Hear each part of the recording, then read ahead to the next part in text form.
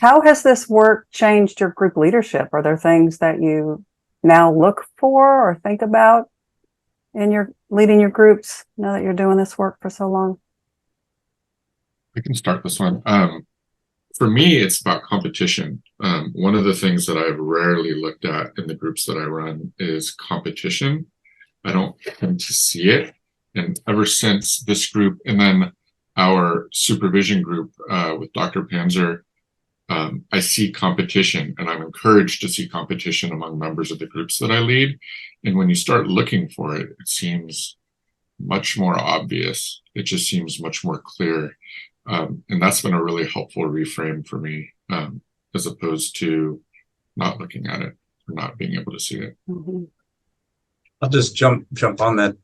One of the things David, I think, really emphasizes, and I've seen or come to appreciate in our experience together, is the potential healthiness of competition, the benefits of it when it's seen and recognized and talked about and understood. I mean, I know it can be destructive, but there are other ways in which it can be really connecting. And the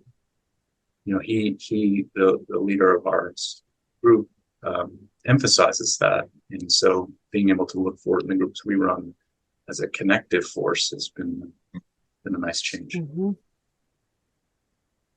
I think I also I agree with what both you and what Ben and Brett have said. In addition to that, I tend to also look for what are the kinds of roles that people take in the group, and how is that reflective of the roles they had as siblings in their family. Mm-hmm.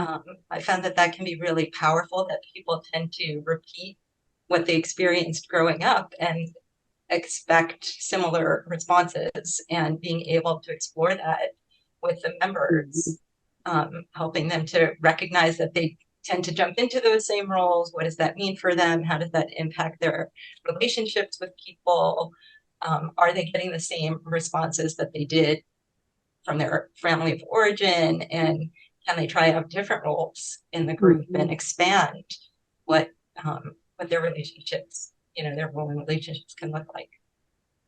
Yeah. I want to add to that, that I feel like I definitely have learned to do that more with my clients, but I think that's also been true for myself, that, my first training to become a group therapist was in my family of origin, where I felt like I was led to be my sibling's keeper.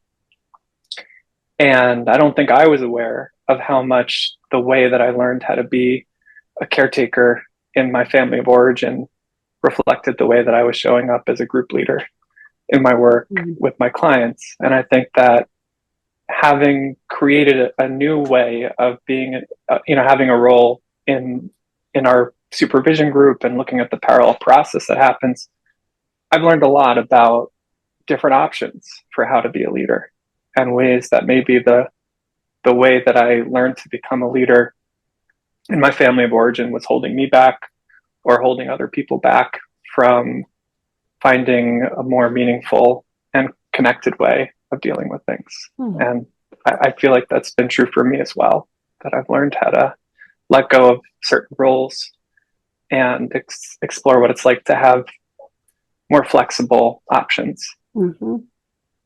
You're talking about having more vision as well as more room to try on different things. It